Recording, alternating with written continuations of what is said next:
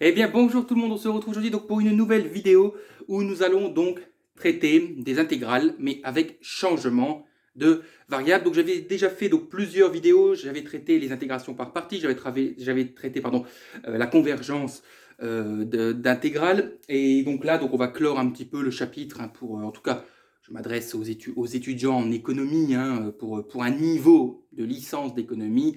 On va clore plus ou moins donc le chapitre sur les intégrales. Et cette dernière vidéo portera donc sur le changement de variable.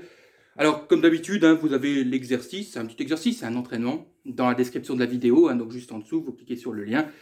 Donc, sur deux intégrales, on va s'entraîner au changement de variable. Ça suffit. Deux intégrales, ça suffit. Pas besoin de s'entraîner avec plus. Si vous comprenez le changement de variable avec ces deux exemples, bah, vous avez compris. Vous allez voir qu'ensuite, c'est toujours la même chose. Alors, le changement de variable, c'est comme l'intégration par partie. C'est-à-dire c'est une technique, une méthode particulière qui nous permet de déterminer des intégrales lorsque ces intégrales, hein, telles qu'elles sont difficilement traitables. C'est-à-dire telles elles sont indéfinissables. On ne peut pas déterminer leurs primitives, elles ne sont pas primitivables, etc. Oui, donc c'est une méthode au même titre que l'intégration par partie. Vous allez voir, c'est pas compliqué si vous respectez une certaine procédure. Parce qu'en fait, vous allez voir, c'est toujours la même chose. C'est comme une recette de cuisine que vous devez appliquer sans cesse. Alors, on va prendre la première, regardez. Donc, la A. Donc, on nous demande de déterminer l'intégrale de 0 à 3. Donc, de t ln de 1 plus t carré. Le tout sur 1 plus t carré dt. Et on vous donne le changement de variable. Alors, parfois, effectivement, on pourrait vous demander de le trouver vous-même. Mais encore une fois, comme je m'adresse à un niveau licence d'économie, en général, on vous donne ce fameux changement de variable. On pose x égale 1 plus t carré. Ok? Bien. Alors, vous voyez, ici, si vous regardez l'intégrale telle qu'elle est, bah, forcément, tout de suite, vous devez me dire, bah oui, cette fonction-là, là, elle n'est pas primitivable. Enfin, elle est primitivable, mais déterminer sa primitive avec les formules que l'on connaît en étant étudiant d'économie, c'est pas faisable.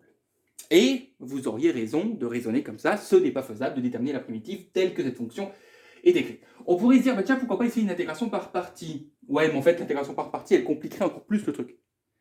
C'est si vous utilisiez une intégration par partie, vous rendriez compte que en fait, c'est encore plus. Vous allez en fait grossir l'intégrale, donc c'est pas. Voilà. Donc le changement de variable est plutôt approprié.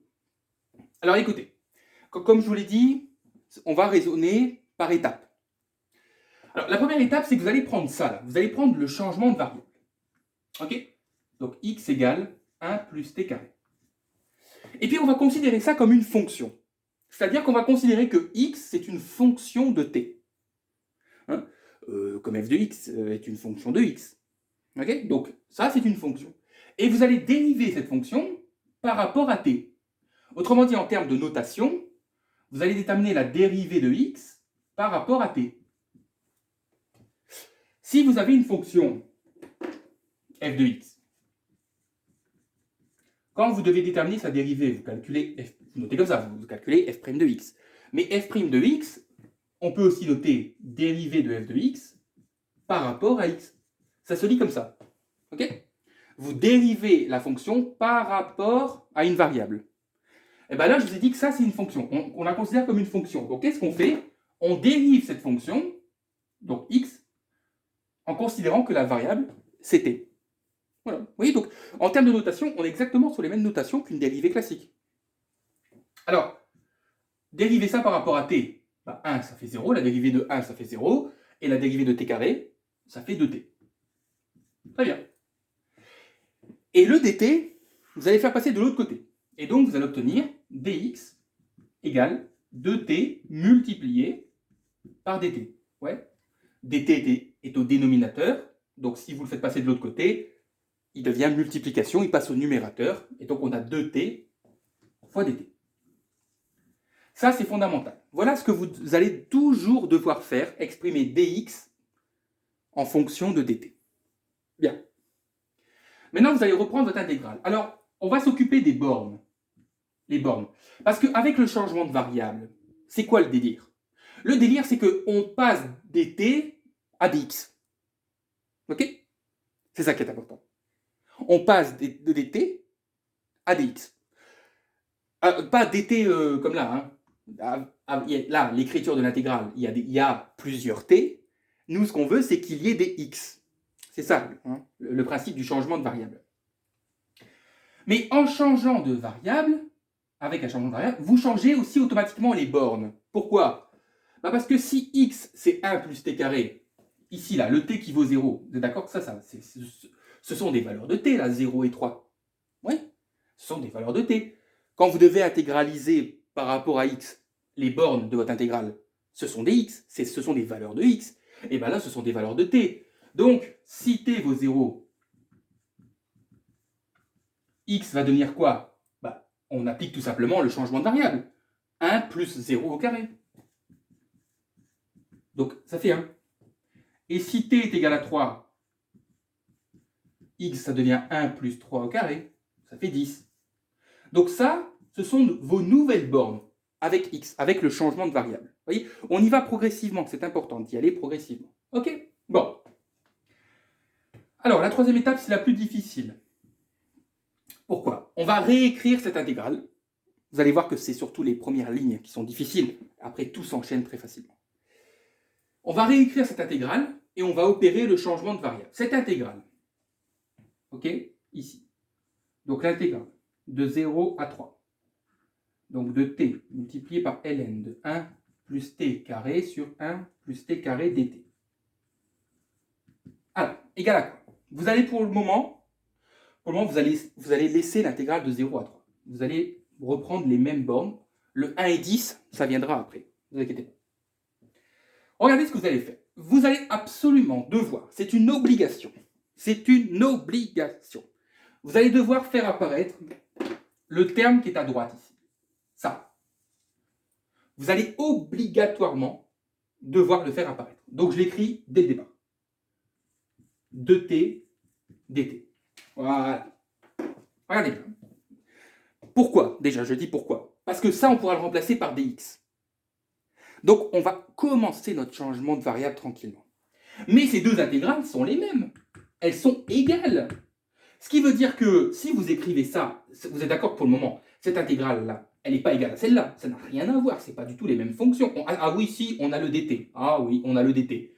Sauf que là, on a 2t, et là, on a tout ça. On a ça. Donc, ces deux intégrales doivent rester les mêmes. Là, pour le moment, c'est complètement différent. Bien, qu'est-ce qui me manque? Qu'est-ce que je peux rajouter comme élément de gauche à droite pour que les deux intégrales soient les mêmes? Excusez-moi, mais déjà, il me manque mon ln de 1 plus t carré. J'ai même pas de ln. Alors, je vais remettre le ln de 1 plus t carré. Ok. Il me manque le dénominateur quand même. Il me manque 1 plus t carré. C'est fondamental, ça aussi. Voilà. Alors là, on commence à se rapprocher. Est-ce que les deux intégrales sont les mêmes? Alors, regardez. On a dt. Oui. On a ln, oui. On a 1 plus t carré, oui. On a le t. On a le t qui est là. Le petit t qui est là, c'est le même qui est là. Hein. La seule chose qui est en trop, c'est le 2. Regardez, hein, les deux intégrales sont exactement les mêmes à une condition, c'est que le 2 est en trop, à droite. S'il n'y a pas de 2, vous retrouvez la même chose. Mais moi, je veux le 2, parce que je vous ai dit, c'est une obligation d'avoir ça. Alors, comment vous allez faire disparaître le 2? Et vous allez vous poser une question simple. Comment je vais faire disparaître le 2 en utilisant que des multiplications et des divisions? Que des multiplications. Parce que certains vont me dire, il suffit de soustraire 2. Non, ça ne marche pas comme ça. Que des multiplications et des divisions. Comment vous enlevez le 2 là? Écoutez, moi j'ai une technique. Personnellement, hein, je multiplie par 1/2. Voilà. Non? J'ai le 2 qui est en trop. Je veux retrouver la même chose à gauche et à droite. Mais le 2 est en trop. Tout le reste est identique. Et je multiplie par 1/2. Et là, les deux intégrales sont exactement les mêmes. Ouais, ok. Mais du coup. Et c'est là où le changement de variable va s'opérer. Alors du coup, donc j'efface. Hein. Hop là, j'efface ça. J'efface le début, hein, comme ça. Voilà. Donc, cette intégrale, maintenant on va opérer le changement. Ça va être égal à quoi? On va changer les bornes. Je vous ai dit, on était à 0,3, on va maintenant être à 1,10. Parce que maintenant, moi, mon objectif, c'est que je veux plus qu'il y ait des t. Je veux qu'il y ait des x. Et s'il y a des x, je dois changer de variable, donc je dois changer les bornes. Donc cette intégrale sera l'intégrale de 1 à 10. Ça, là, on a dit que c'était quoi? On a dit que c'était dx. OK? Et je vous rappelle, je l'ai réécrit comme ça, que depuis le début, x, c'est 1 plus t carré. Hein. Donc, vous allez avoir dx multiplié par quoi? Ln de quoi? Bah, c'est quoi 1 plus t carré? Bah, c'est x. Donc, vous allez avoir ln x sur 1 plus t carré x. Et vous n'oubliez surtout pas votre 1 demi. Réécrit dans l'ordre, parce que le dx, on le met à la fin, ça fait 1 demi de ln x sur x dx. Voilà. Votre intégrale du début, en changeant de variable, elle se résume à déterminer cette intégrale-là. Pardon. Voilà, c'est primitive, cette intégrale-là. Ok? Ce sont les mêmes intégrales. L'intégrale que vous avez là, de 0 à 3 de t ln de 1 plus t carré sur 1 plus t carré dt, c'est la même intégrale que l'intégrale de 1 à 10 de 1 demi de ln de x sur x dx. Alors je sais que certains vont me dire, vous pensez que c'est plus facile de déterminer l'intégrale de ça, il nous faut la primitive, monsieur. Bah oui, mais vous allez voir, franchement, si vous la connaissez par cœur, elle est pas du tout compliquée, hein, cette primitive. Elle est très facile. Donc mettez sur pause, hein, chaque fois que je le dis, pour recopier. Bien. Alors, donc je dois déterminer la primitive de ça, de lnx, parce que le dx, vous savez qu'on s'en fout en fait, le dx c'est parce que faut juste préciser la variable par rapport à laquelle on détermine l'intégrale, mais c'est fondamental dans le changement de variable. C'est quand même ça qu'on a voulu faire apparaître pour ensuite tout transformer. Voilà. Mais maintenant, ça ne nous intéresse plus. Moi, ce que je veux, c'est la primitive de ça. Ouais. Bon. Alors, vous devez le savoir. Apprenez par cœur, s'il vous plaît. Donc, 1 demi va rester, c'est une constante multiplicative. Donc, les constantes multiplicatives, je le répète dans toutes les vidéos, que ce soit dans les dérivées ou dans les primitives, elles restent toujours. Donc, 1 demi, comme c'est une multiplication et c'est une constante, ça reste. Et maintenant, c'est la primitive de ln x sur x. Alors, apprenez-la par cœur, parce qu'elle revient très souvent. Et d'ailleurs, elle est déjà revenue dans une de mes vidéos par le passé. La primitive de ln x sur x, ce n'est rien d'autre que ln x, le tout au carré, divisé par 2. Voilà. Donc, apprenez-la par cœur. La primitive de ln x sur x, c'est ln x au carré sur 2. Attention, hein, je n'ai pas dit que c'était le x qui était au carré, j'ai dit c'est tout le ln qui est au carré. C'est pour ça que j'ai mis des crochets. Et bien là, ça y est, on remplace par 10. Donc ça fait 1 demi ln de 10, le tout. Non, mais parce que je le dis, parce que certains me mettraient simplement le 10 au carré. Oh, ils diraient, ça fait ln de 100. Non, ça fait pas ln de 100. Pas du tout. C'est ln de 10, le tout au carré. Sur 2, moins, et je remplace par 1 demi, donc de ln de 1. Bon, là, de toute façon, on sait que ça fera déjà 0, au carré sur 2. Donc ça fait 0, hein. Ln de 1, ça fait 0, 0 sur 2, ça fait 0, et 1 demi fois 0, ça fait 0, donc tout côté, tout ça disparaît, et donc il reste uniquement ça. Alors, vous avez 1 demi, et vous avez 2 ici, donc ça va faire 1 quart, attention, donc vous allez avoir tout simplement ln de 10 au carré sur 4. Voilà, ok? Donc ln de 10 au carré sur 4. Voilà, avec le changement de variable, comment on a réussi à déterminer la primitive, l'intégrale, pardon, c'est la même chose, et l'intégrale grand A. Ok? Bon. Enfin, c'est la même chose, mais quoi. Et vous allez voir, donc si vous avez compris la A, mettez sur pause et faites la B par vous-même, sinon la correction de la B arrive tout de suite. On va prendre notre temps comme pour la A, tranquillement, hein. Vous allez voir que c'est pas plus difficile que celle-ci. Bon, sauf qu'en fait, la B, ils ont fait un petit piège, c'est qu'ils ont inversé. Hein. En fait, on aura des X et on voudra des T. Voilà, bon, c'est bien méchant. Hein. Alors, attendez. Ah oui, non, il y en a 3. Oui, c'est vrai. En fait, moi, sur mon polycopier, il n'y en a que... Ouais, il n'y en a que 2, mais en fait, j'en ai rajouté une. Parce que je trouvais... Oui, c'est vrai, pardon. Depuis le début, je vous dis qu'il n'y en a que 2, mais en fait, il y en a 3. Parce qu'à la base, il n'y en avait que 2. On y va? Allez. On y va. On a le cerveau qui est bien chauffé. Alors, B, on veut l'intégrale de 1 à 2, pardon. Alors, de dx sur x plus racine carrée de x. Et cette fois-ci, on veut Donc là, le changement de variable se fera par rapport à t qui est égal à la racine carrée de x. Alors écoutez, moi je vais réécrire tout de suite cette intégrale parce que j'aime pas le dx qui est au numérateur, là, ça peut être perturbant, donc je vais écrire l'intégrale de 1 à 2. C'est pas grave hein, pour ceux qui sont, voilà, pour ceux qui ne sont pas gênés, il n'y a pas de souci. Hein. Mais voilà, le dx, je vais le mettre de côté et je vais mettre 1 au numérateur. C'est pas grave, on s'en fout. Vous vous souvenez des étapes? On prend le changement de variable. Donc là, cette fois-ci, vous avez des x. Et nous, on va devoir transformer cette intégrale pour avoir dt. Quand je dis dt, c'est pas c'est d, des, plus loin t. Hein. Vous comprenez, plusieurs t. Voilà. Bon. Donc là, le changement de variable va se faire par rapport à t. Donc, vous allez dériver t, vous allez considérer que c'est une fonction par rapport à x. La dérivée de racine de x, bah, c'est 1 sur 2 racine de x. Et vous faites passer le dx de l'autre côté, donc vous allez avoir dt égale 1 sur 2 racine de x dx. Voilà. Ça, c'est fondamental, on va l'utiliser. La deuxième, on a dit, c'est le changement des bornes. Pourquoi? Parce que si x est égal à 1, ça impliquera que t sera égal à quoi? À la racine carrée de 1, de 1. Et si x est égal à 2, ça implique que t sera égal à la racine carrée de 2. Donc mes bornes, c'est 1 racine de 2. Voilà. Et donc la troisième étape, c'est la plus difficile, hein, c'est de réécrire cette intégrale de manière à faire apparaître le dt qui est ici. Donc, l'intégrale de 1 à 2 de 1 sur x plus racine de x dx sera égale à l'intégrale de 1 à 2. Qu'est-ce que je vous ai dit? Vous devez écrire obligatoirement ça, ce qui est à droite. Donc je dois écrire 1 sur 2 racine de x dx. Voilà, ça c'est une obligation, j'ai pas le choix. Et maintenant, je dois retrouver la même chose. Alors là, c'est pas facile. C'est pas facile du tout. Alors j'ai le dx. Waouh, génial. J'ai le dx. Ah, j'ai le 1.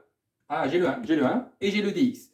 Donc c'est le dénominateur qui pose problème. Parce que 2 racine de x, c'est pas la même chose que x plus racine de x.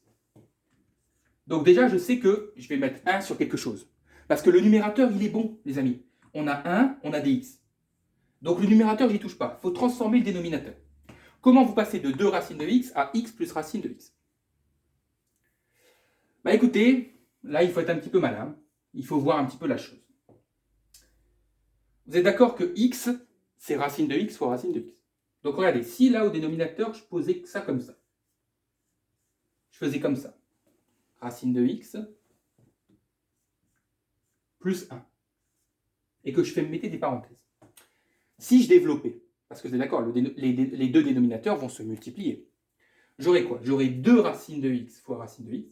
Donc j'aurai 2x plus 2 racines de x.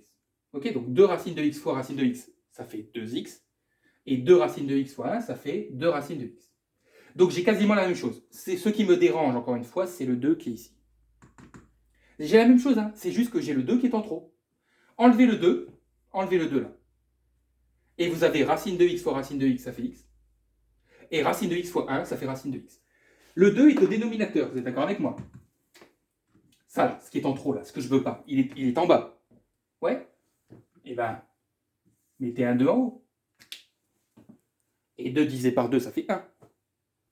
Donc là, vous allez retrouver la même chose qu'à gauche. Ouais? Bah, vous avez un 2 en bas. Bah, comment vous l'enlevez? Bah, vous mettez un 2 au numérateur. Voilà. Vous pouvez le mettre... Ah oui, d'ailleurs, oui. Attendez, pour ceux qui sont perturbés, pour ceux qui trouvent ça difficile, laissez le 1 qui est ici et mettez un 2 plutôt ici. Voilà, si vous voulez. Hein. Voilà, c'est pareil, c'est pareil. C'est pareil, ne vous inquiétez pas. Alors, c'est pareil et pas tout à fait, parce que moi, je vous rappelle que je voulais 1 sur 2 racines de x. Mais c'est pas grave, pour ceux qui l'écrivent, voilà. Je vais quand même... C'est pas grave, hein. Moi, je préfère quand même, personnellement, écrire le 2 là. Parce qu'au moins, là, j'ai clairement mon dt. Mais c'est pas un souci. Donc là, ça y est, on fait notre changement de variable. Donc ça va être l'intégrale. On prend nos nouvelles bornes, de 1 à racine de 2. Là, la première partie, là, ici, là, tout ça, là. Ça, c'est quoi? Ça vaut dt. Donc le dt, alors vous savez qu'on le met à la fin, hein, le dt. Voilà. Et on aura 2 sur... Et le racine de x, c'est t. Donc à la place du racine de x, je vais mettre t plus 1. Voilà. Vous avez cette intégrale-là est égale à celle-ci avec un changement de variable.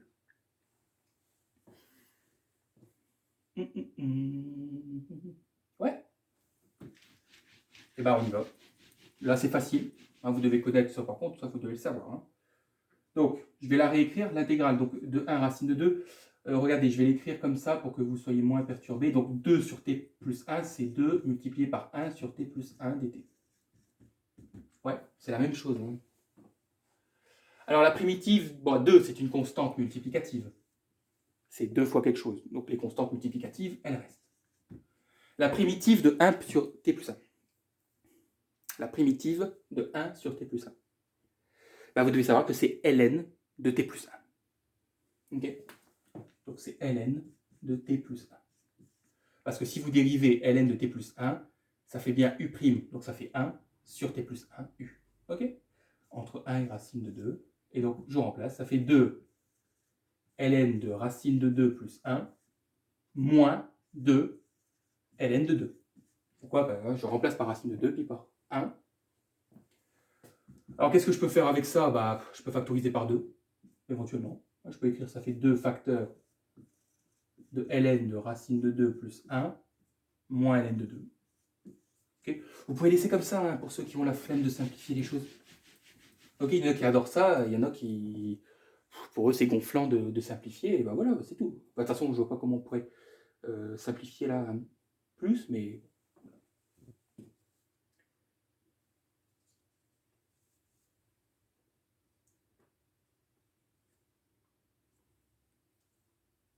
Ok.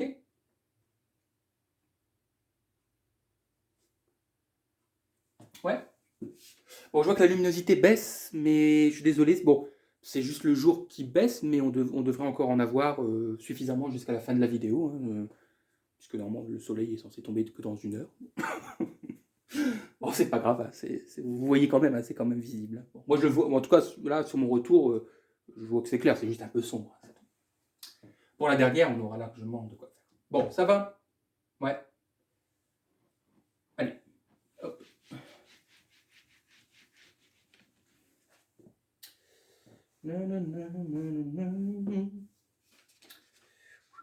Alors, c'est quoi la troisième? Ah oui. Oh, si vous avez compris. Ah oui, oh, quoi, non, quoi qu'elle n'est pas si facile que ça. Enfin, elle n'est pas si facile. Elle est. Ouais, je vais dire que c'est. Ouais, allez. Donc 1 moins racine de t sur racine de t dt. Et le changement de variable, c'est que x est égal à la racine de t. Ok, bon. Donc première étape, on prend le changement de variable et on va dériver x par rapport à t. Donc ça fait 1 sur 2 racine de t. Bon là j'y vais, hein, si vous avez compris les deux premières, là on y va. Ouais, ce qui fait que dx, c'est 1 sur 2 racine de t dt. Ok, ça vous gardez en tête. Enfin, d'ailleurs, voilà. En fait, normalement il se fait jusqu'ici. Bon. 2, on change les bornes. Pourquoi? Parce que si t est égal donc à 1, ça implique que x sera égal à la racine de 1, ce qui fait 1. Et si t est égal à 4, ça voudra dire que x est égal à la racine de 4, ce qui fait 2. Troisième, je réécris, je transforme, c'est le plus difficile ici. Donc 1 moins racine de t sur racine de t dt. Et la première chose que vous écrivez, c'est quoi? C'est à droite, là, il me faut 1 sur 2 racines de t dt. Et bien sûr, comme je le répète, il me faut la même chose. Donc il faut que ces deux intégrales... Oh pardon, j'ai oublié, autant pour moi. L'intégrale de 1 à 4. Bon. Alors, qu'est-ce qui me manque? Bah, au numérateur, il me manque le 1 moins racine de t. Donc là, je peux mettre au numérateur un petit 1 moins racine de t. Pourquoi? Bah, comme j'ai 1 ici, 1 fois quelque chose, c'est le quelque chose. Donc je peux recopier 1 moins racine de t. Comme ça, je l'ai. Et le dénominateur, bah, je l'ai. J'ai la racine de t. Encore une fois, qu'est-ce que j'ai en trop? J'ai le 2. Au dénominateur, j'ai un 2 qui est en trop ici. Donc qu'est-ce que je fais? Eh ben, soit vous multipliez tout par 2, okay, mais le mieux, bon, moi je l'écris comme ça. Donc, on va écrire donc ici, hein, donc on aura 1 moins racine de t, et il faudra encore multiplier par 2. Il n'y a que des multiplications, donc pas besoin de mettre d'autres parenthèses, hein, c'est inutile. Encore une fois, vous pouvez écrire 2 ici, hein, à la place du 1, c'est comme vous voulez. Mais il faut être à l'aise si vous utilisez cette technique. Et là, c'est la même chose, parce que les deux s'annulent, et donc, du coup, je retrouve bien 1 moins racine de t sur racine de t dt. Ouais, donc c'est bon. On y va. Donc, on aura l'intégrale, je change les bornes. Donc on aura 1 à 2. Ouais. Tout ça là, en rouge, ça vaut dx. Et du coup, il me reste juste à recopier 2 facteurs de 1 moins racine de t. Ok? Et vous savez que, oui, je le dis tout de suite, donc j'aurais dû faire tout de suite, on sait que x c'est racine de t, donc la racine de t, bien sûr, autant pour moi, vous mettez un x.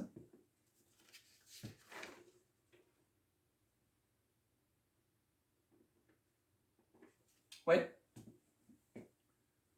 Donc du coup, cette intégrale est très facile à déterminer.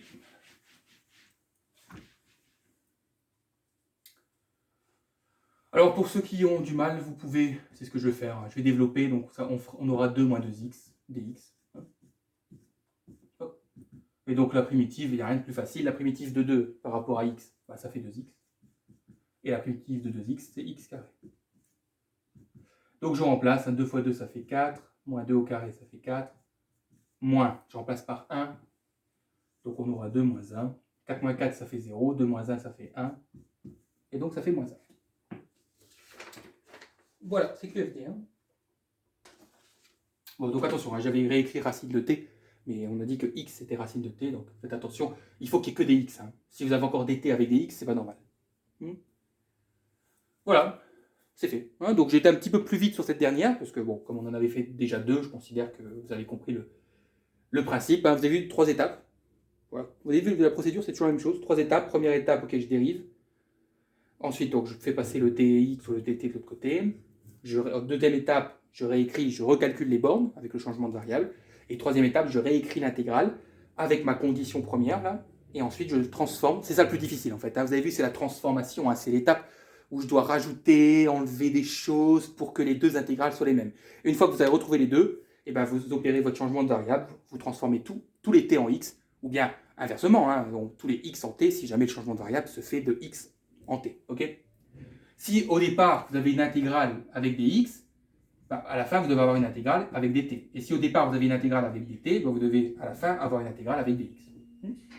Voilà, c'est ça le principe. Bien, ben voilà. Donc, 3 exemples, mais pas 2.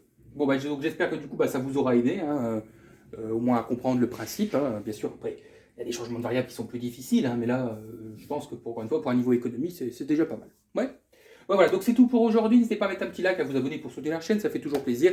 Et on se retrouve très vite pour de nouvelles vidéos. Et je vous souhaite bien sûr un bon courage à toutes et à tous.